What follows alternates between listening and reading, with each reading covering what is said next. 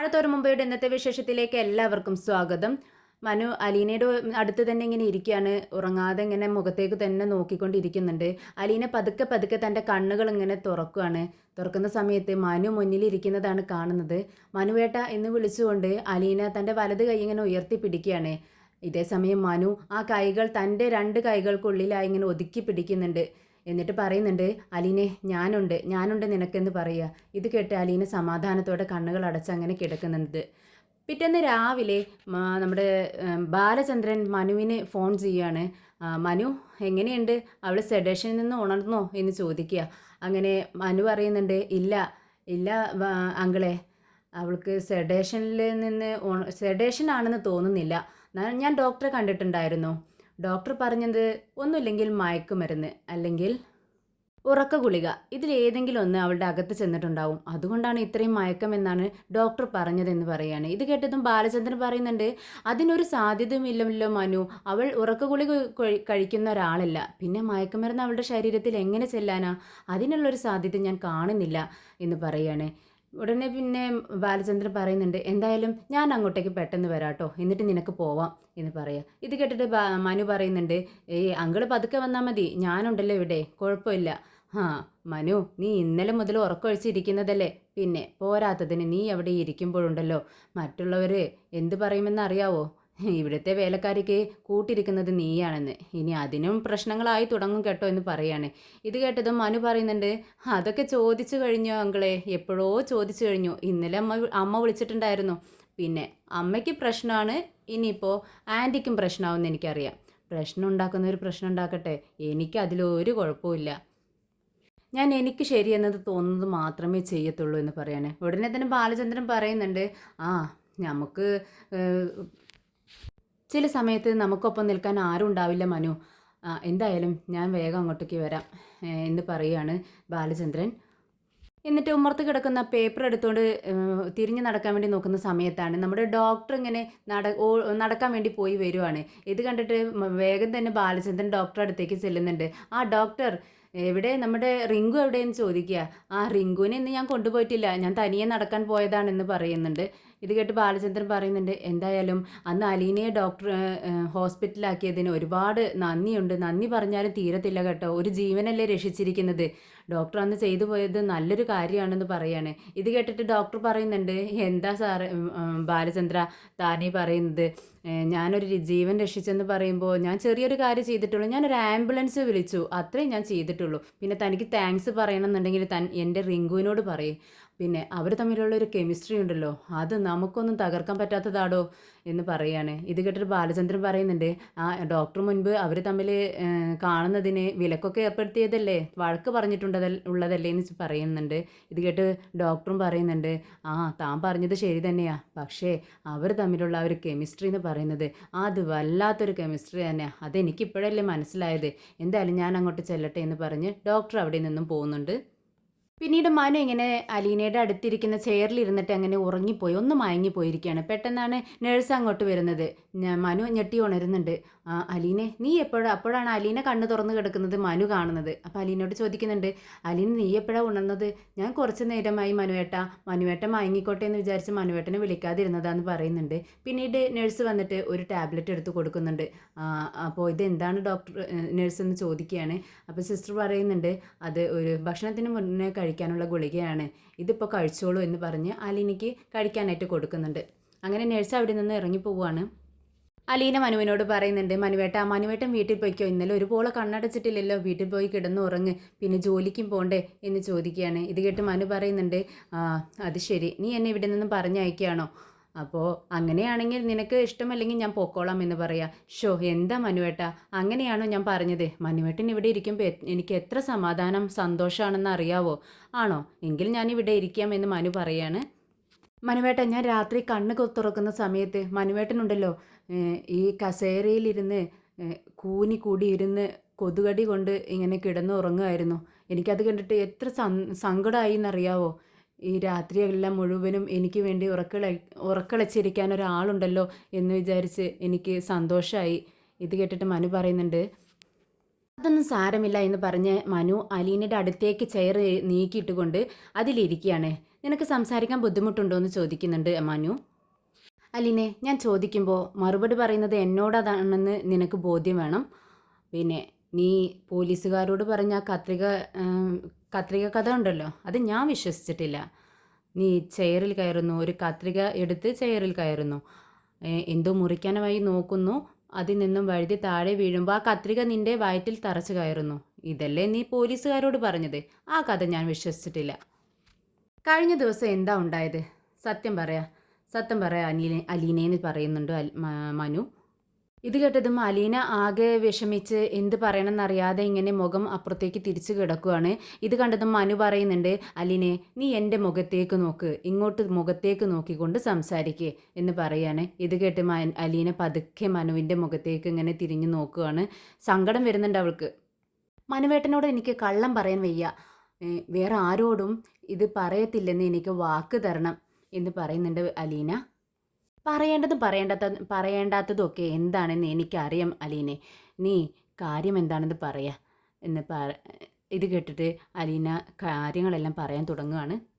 മനുവേട്ടൻ പോയതിന് ശേഷം രോഹിത് വീട്ടിലേക്ക് വന്നു. രോഹിത്തിനെ വെള്ളം വേണമെന്ന് പറഞ്ഞ്, നാരങ്ങ വെള്ളം വേണമെന്ന് പറഞ്ഞ് ഞാൻ അങ്ങോട്ടേക്ക് കൊടുക്കുന്ന സമയത്ത് ഇങ്ങനെ അതിൽ എന്തോ കലക്കിയിട്ടുണ്ടായിരുന്നു. അവരെന്നെ അത് കുടിപ്പിച്ചു. ഇതൊക്കെ സംഭവിച്ച കാര്യങ്ങളെല്ലാം അതിനിടയിൽ അവിടെ നമ്മുടെ ഹരി ഉണ്ടായിരുന്നു മനുവേട്ട. ഹരിയെ കണ്ടപ്പോഴാണ് ഞാൻ ഞെട്ടിപ്പോയത്. അങ്ങനെ അവർ രണ്ടുപേരും എന്നെ ഉപദ്രവിക്കാനായി നോക്കി. പക്ഷേ ഞാൻ ഒരുപാട് ചെറുത്തു നിന്നു. പക്ഷേ എനിക്ക് പറ്റിയില്ല. ഞാൻ ആകെ തളർന്നു പോയി കഴിഞ്ഞിരുന്നു. എനിക്ക് തന്നെ നിയന്ത്രിക്കാൻ കഴിയാത്ത ആ സിറ്റുവേഷനിൽ അവരെന്നെ ഉപദ്രവിക്കും, എന്നെ നശിപ്പിക്കുമെന്നുമുള്ള ആ ഒരു സിറ്റുവേഷനിൽ ഞാൻ എന്നെ തന്നെ രക്ഷിക്കാൻ വേണ്ടി, എൻ്റെ മാനം രക്ഷിക്കാൻ വേണ്ടി ഞാൻ ആ കത്തിക എടുത്ത് സ്വയം എൻ്റെ വയറ്റിലേക്ക് കുത്തി. ഞാൻ വേറെ എന്താ മനുവേട്ട ചെയ്യേണ്ടിയിരുന്നത്? എൻ്റെ മാനം രക്ഷിക്കാൻ ഞാൻ വേറെ ഒരു വഴിയും കണ്ടില്ല മനുവേട്ട എന്ന് പറയുകയാണ്. ഇതൊക്കെ കേൾക്കുന്ന സമയത്ത് മനു ആകെ തരിച്ചിരിക്കുകയാണ്. സങ്കടം കൊണ്ട് വിങ്ങി പൊട്ടുകയാണ് മനു. പെട്ടെന്ന് ചെയറിൽ നിന്ന് അങ്ങോട്ടേക്ക് എഴുന്നേൽറ്റ് പുറത്തേക്ക് നടക്കുകയാണ് മനു ചെയ്യുന്നത്. മനു പുറത്തു പോയി ഒരു തൂണിൽ ചാരി നിന്ന് സങ്കടം സഹിക്കാൻ പറ്റാതെ വിങ്ങിപ്പൊട്ടി കരയുവാണ്. വളരെ ഇമോഷണൽ ആയിട്ടുള്ളൊരു സീന് തന്നെയാണ്. അങ്ങനെ കരഞ്ഞ് കുറച്ച് നേരം കരയാണ് മനു അങ്ങനെ നിന്നുകൊണ്ട്. എന്നിട്ട് കുറച്ച് കാമായിരുന്ന് കണ്ണുകളൊക്കെ തുടച്ച് കുറച്ച് മിണ്ടാതെ അങ്ങനെ ഇരിക്കുകയാണ് മനു. എന്നാൽ കുറച്ച് നേരമായിട്ടും പുറത്തേക്ക് പോയ മനുവിനെ അകത്തേക്ക് കാണാഞ്ഞിട്ടും നമ്മുടെ അലീനയാണെങ്കിൽ ടെൻഷനായി തുടങ്ങി. ഇടയ്ക്കിടയ്ക്ക് ഇങ്ങനെ അടഞ്ഞു കിടക്കുന്ന ഡോറിനടുത്തേക്ക് അലീന ഇങ്ങനെ നോക്കുന്നുണ്ട്, എന്താ മനുവിനെ കാണാത്തെന്നുള്ള രീതിയിൽ. പെട്ടെന്ന് മനു ഡോറ് തുറന്ന് അകത്തേക്ക് വരുവാണ്. മനു അലീനയുടെ അടുത്ത് വന്നിരിക്കുകയാണ്. എന്നിട്ട് അവളുടെ രണ്ട് കൈകളിലായിട്ട് ഇങ്ങനെ ചേർത്ത് പിടിക്കുന്നുണ്ട്. എന്നിട്ട് അലീനയോട് ചോദിക്കുന്നുണ്ട്, അലീനെ, നീ എന്താ ഇക്കാര്യം പോലീസുകാരോട് പറയാതിരുന്നത്? ഇത് കേട്ടിട്ട് അലീന പറയുന്നുണ്ട്, മനുവേട്ട, ഇക്കാര്യം ഞാൻ പോലീസുകാരോട് പറഞ്ഞാൽ അവരെ രണ്ടുപേരെയും അറസ്റ്റ് ചെയ്യില്ലേ? അതോടെ അവരുടെ ഭാവി തന്നെ ഇല്ലാതാവില്ലേ? അറസ്റ്റ് ചെയ്ത് കഴിഞ്ഞാൽ ജയിലിലാക്കും, കോടതിയിൽ കൊണ്ടുപോകും, അങ്ങനെ ഒരുപാട് കാര്യങ്ങൾ. ഇതെല്ലാം അറിഞ്ഞ് നമ്മുടെ ബാലചന്ദ്രൻ സാറിൻ്റെ നാണക്കേടാവും. നമ്മുടെ വൈജയന്തി മാഡത്തിന് പുറത്തിറങ്ങി നടക്കാൻ പറ്റത്തില്ല. നമ്മുടെ പെൺകുട്ടികൾക്ക് രണ്ടുപേർക്കും സ്കൂളിലൊക്കെ പോകാൻ പറ്റുമോ? ഇല്ല, അതിനും പറ്റത്തില്ല. പിന്നെ നമ്മുടെ മനുവേട്ടന് തന്നെ ആകെ നാണക്കേടാവില്ലേ? ഇതൊക്കെ ഞാൻ ഓർത്തു മനുവേട്ട, അതുകൊണ്ടാണ് ഞാൻ പറയാതിരുന്നത്. ഈ മലീനയുടെ വിഷമത്തോടെയുള്ള ഈ വാക്കുകളൊക്കെ കേട്ടിട്ടേ ആകെ മനു ഇങ്ങനെ തരിച്ചിരിക്കുകയാണ്. മനു ഇങ്ങനെ തലയിട്ട് ഇങ്ങനെ കുലുക്കുന്നുണ്ട്. എന്നിട്ട് അലീനയുടെ കൈകൾ തൻ്റെ നെഞ്ചോട് ചേർത്ത് പിടിക്കുകയാണ് മനു. എന്നിട്ട് തൻ്റെ മറ്റേ കൈ കൊണ്ട് മനു അലീനയുടെ മുടിയിലൊക്കെ ഇങ്ങനെ തഴുകി കൊടുക്കുന്നുണ്ട്. ഇത് അലീനയ്ക്ക് വളരെ സന്തോഷവും ആശ്വാസവും ഒക്കെ നൽകുന്നുണ്ട്. ബാലചന്ദ്രനും പുറത്തേക്ക് ഇറങ്ങാൻ വേണ്ടി നിൽക്കുകയാണ്. അങ്ങനെ വൈജയന്തിയോട് ചോദിക്കുന്നുണ്ട്, വൈജയ്, നീ എന്താ ഇന്ന് ബാങ്കിൽ പോകുന്നില്ലേ? എല്ലാവരും കൂടി പോയാൽ എങ്ങനെയാ? അമ്മയുടെ അടുത്ത ആൾ വേണ്ടേ? ഞാൻ ലീവ് എടുക്കാം എന്ന് പറയുകയാണ്. ഇത് കേട്ടിട്ട് നമ്മുടെ കൃഷ്ണമോൾ പറയുന്നുണ്ട്, അമ്മയ്ക്ക് ബാങ്കിൽ പോകണമെങ്കിൽ പോയിക്കോ, ഞാൻ ലീവ് എടുക്കാം, പിന്നെ നാളെ ബബിതേച്ചി ലീവ് എടുക്കട്ടെ, അങ്ങനെ മാറി മാറി ലീവ് എടുക്കാം എന്ന് പറയുകയാണ്. ഇത് കേട്ടിട്ട് ബബിത പറയുന്നുണ്ട്, എനിക്ക് കോളേജിൽ പോകണം, എനിക്ക് ലീവ് എടുക്കാനൊന്നും പറ്റത്തില്ല. ഇത് കേട്ട് കൃഷ്ണമോൾ പറയുന്നുണ്ട്, ഓ വലിയൊരു പഠിപ്പിസ്റ്റ്, ലീവ് എടുക്കാൻ പറ്റത്തില്ലല്ലോ, ഓ പിന്നെ നീയാണോ പഠിപ്പിസ്റ്റ് എന്ന് പറയുകയാണ്. അങ്ങനെ അവർ തമ്മിൽ വാക്ക് തർക്കമാവാണ്. ഇത് കേട്ടിട്ട് നമ്മുടെ ബാലചന്ദ്രൻ പറയുന്നുണ്ട്, അതെ, നിങ്ങൾ പഠിക്കാൻ പോകുന്നവരല്ലേ, നിങ്ങൾ പഠിക്കാൻ പോയിക്കോ, ഒരു പ്രശ്നമില്ല, ഇവിടുത്തെ കാര്യങ്ങൾ ഞങ്ങൾ നോക്കിക്കോളാം, നിങ്ങൾ പൊക്കോ എന്ന് പറഞ്ഞ് അവിടെ നിന്ന് പറഞ്ഞയക്കുകയാണ് അവരെ. ബാലചന്ദ്രൻ പുറത്തേക്ക് ഇറങ്ങാൻ വേണ്ടി നിൽക്കുമ്പോൾ വൈജയന്തി ചോദിക്കുന്നുണ്ട്, ബാലചന്ദ്രൻ എങ്ങോട്ടെ? ഞാൻ ഹോസ്പിറ്റലിലേക്ക്. ഓ, ഇത്ര നേരത്തെ ഹോസ്പിറ്റലിലേക്ക് എന്തിനാ പോകുന്നത്? അതെ, അവിടെയുള്ളവർക്കൊക്കെ ശമ്പളം വിതരണം ചെയ്യാൻ പോവാ എന്നിങ്ങനെ കളിയാക്കിക്കൊണ്ട് ബാലചന്ദ്രൻ പറയാണ്. ഇത് മനസ്സിലാക്കിക്കൊണ്ട് വൈജയന്തി പറയുന്നുണ്ട്, ആ മിക്കവാറും ഈ മാസത്തെ ശമ്പളം നമ്മൾ തന്നെ കൊടുക്കേണ്ടി വരും ഈ ഈ കോലത്തിലാണെങ്കിൽ എന്ന് പറയുന്നുണ്ട്. എന്തായാലും ഈ മാസത്തെ ശമ്പളം അവിടെ തന്നെ കൊടുക്കേണ്ടി വരും. എന്തായാലും ഒരു 1.5 ലക്ഷം രൂപ എന്തായാലും ബില്ല് വരാതിരിക്കത്തില്ല അല്ലേ? വരത്തില്ലേ? അത് എന്തായാലും അവിടെ അടയ്ക്കേണ്ടത് നിങ്ങൾ തന്നെ ആയിരിക്കില്ലേ എന്നിങ്ങനെ ചോദിക്കുന്നുണ്ട് വൈജയന്തി. കാശ് കൊടുക്കുന്നത് ഞാനല്ലേ, നീയല്ലല്ലോ. നിന്റെ ശമ്പളത്തിൽ നിന്ന് 1 രൂപ പോലും തരണ്ട എന്ന് ബാലചന്ദ്രനും പറയുന്നുണ്ട്. എന്നാ പറയാനാ, ആ ശർമ്മ ഡോക്ടറുടെ സൂക്കേടല്ലേ, ആ താലൂക്ക് ആശുപത്രിയിൽ എങ്ങാനും കൊണ്ടുപോയാൽ മതിയായിരുന്നു. ഇത് അവിടെ നിന്ന് കിടക്കുന്നവർ മനുഷ്യരല്ലേ എന്ന് പറയുന്നുണ്ട് വൈജയന്തി. നീ ഇതുവരെ പോയിട്ടുണ്ടോ ഈ താലൂക്ക് ആശുപത്രിയിൽ?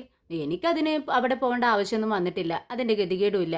ആ, എന്നാലേ ഇപ്പോൾ തൽക്കാലം അലീനയ്ക്കും അതിൻ്റെ ആവശ്യം വന്നിട്ടില്ല. അവൾക്ക് 2 കെയർ ടേക്കർമാരുണ്ട്, ഒന്ന് ബാലചന്ദ്ര മേനോനും മറ്റൊന്ന് മനുശങ്കർ മേനോനും. എന്നാൽ ഞാൻ പോട്ടെ, പോയിട്ട് വിവരങ്ങളൊക്കെ ഞാൻ വിളിച്ചറിയിക്കണ്ട്. ഇത് കേട്ട് വൈജയന്തി ദേഷ്യത്തോടെ പറയുന്നുണ്ട്, എങ്ങനെ ഉണ്ടായി ഈ കെയർ ടേക്കർമാരൊക്കെ അവൾക്ക് മാത്രം എന്നിങ്ങനെ അർത്ഥം വെച്ച് ചോദിക്കുകയാണ് വൈജയന്തി. ഇവിടെ മുൻപും ജോലിക്കാരികൾ ഉണ്ടായിട്ടുണ്ട്. കുഞ്ഞുമോള്, സരോജിനി, ലീല, അങ്ങനെ പലരും ഉണ്ടായിരുന്നു. അവർക്കൊന്നും കൊടുക്കാത്ത കെയർ ഇവൾക്ക് എന്തിനാ നിങ്ങൾ കൊടുക്കുന്നത്? ഇത് കേട്ട് ബാലചന്ദ്രൻ പറയുന്നുണ്ട്, അതെ, നിന്റെ മരിച്ചുപോയ അച്ഛനുണ്ടല്ലോ, അദ്ദേഹത്തോട് ചോദിക്കണമായിരുന്നു മരിച്ചു പോകുന്നതിന് മുൻപ്. അദ്ദേഹമാണ് നിന്റെ അമ്മയെ നോക്കാൻ ഈ പെൺകുട്ടിയെ ഇവിടെ ആക്കിയത്, അല്ലാതെ ഞങ്ങളല്ല. ഇത് കേട്ടതും വൈജയന്തി പറയുന്നുണ്ട്, അതെ, അച്ഛൻ അങ്ങനെ പലതും വയസ്സാകുന്ന സമയത്ത് പറയും. അതൊക്കെ നിങ്ങൾ എന്തിനാ കേൾക്കാൻ നിൽക്കുന്നത്? അതെ, നിന്റെ അച്ഛൻ്റെ ബുദ്ധിയും ബോധമൊക്കെ പോയതേ മരിക്കുന്നതിന് 2 ദിവസം മുമ്പ് മാത്രം. അതിനു മുൻപേ കൈതക്കൽ ഇത്രയും ബുദ്ധിയും ബോധമുള്ള ഒരാൾ വേറെ ആരുണ്ടെന്ന് എനിക്ക് തോന്നിയിട്ടില്ല കേട്ടോ. അത്രയും നല്ലൊരു മനുഷ്യനായിരുന്നു നിന്റെ അച്ഛൻ എന്ന് പറയാണ് ബാലചന്ദ്രൻ. വേലക്കാരിയുടെ സ്ഥാനത്ത് നിർത്താത്തത് കാണാത്തതിൻ്റെ കുഴപ്പമാണ് ഇപ്പോൾ ഇവിടെ സംഭവിക്കുന്നത്. ഹാ, അതെ, അവളെ വേലക്കാരിയല്ല വൈജയ്. അവളെ നിന്റെ അച്ഛൻ ഇവിടെ ഒരു കെയർ ടേക്കറായിട്ടാണ് കൊണ്ടുവന്നത്. ഒരു ഹോം നേഴ്സായിട്ട്. അത് അങ്ങനെ കാണാത്തതിൻ്റെ കുഴപ്പമാണ്. നീ അവളെ അങ്ങനെ കണ്ടില്ല, അതിൻ്റെ കുഴപ്പമാണ് ഇവിടെ സംഭവിക്കുന്നത്. ദേ വൈജയ്, എനിക്ക് നിന്നോട് സംസാരിക്കാൻ നേരമില്ല. ദേ, അവളെ രക്ഷിച്ചതേ ആ ശർമ്മയുടെ പട്ടിയല്ലേ. നീ ആ ശർമ്മയുടെ പട്ടിക്ക് കുറച്ച് വിഷം കൊടുത്ത് അങ്ങ് കൊല്ല്. പിന്നെ ആ ഡോക്ടറോട് ചോദിക്ക്, എന്തിനാ ഡോക്ടറെ അലീനയെ ഹോസ്പിറ്റലിലേക്ക് കൊണ്ടുപോയത്? വല്ല താലൂക്ക് ആശുപത്രിയിലും കൊണ്ടുപോയാൽ മതിയായിരുന്നില്ലേ? എന്നാൽ അവൾ മരിച്ചു പോകുമായിരുന്നല്ലോ എന്ന് ആ ഡോക്ടറോടും ചോദിക്ക്. എനിക്ക് നിന്നോട് സംസാരിക്കാൻ നേരമില്ല എന്ന് പറഞ്ഞ് നമ്മുടെ ബാലചന്ദ്രൻ അവിടെ നിന്ന് ഇറങ്ങി പോവാണ്. അവിടെ നിന്നും ഇറങ്ങുന്നതിന് മുമ്പ് വൈജയന്തിക്കിട്ടൊന്ന് കൊട്ടിയിട്ടാട്ടോ നമ്മുടെ ബാലചന്ദ്രൻ ഇറങ്ങുന്നത്. ഒരു ഉഗ്രൻ ചോദ്യം ചോദിക്കുന്നുണ്ട്, വൈജയ്, നീ എന്തിനു വേണ്ടിയാ ജീവിക്കുന്നത്? ആർക്ക് വേണ്ടിയാ ജീവിക്കുന്നത്? നിനക്ക് തന്നെ നീ ജീവിക്കുന്നത് വല്ല ഉപകാരം വേണ്ടേ? അതുണ്ടോ എന്ന് ചോദിച്ചിട്ടാണ് ബാലചന്ദ്രൻ അവിടെ നിന്നും ഇറങ്ങുന്നത്.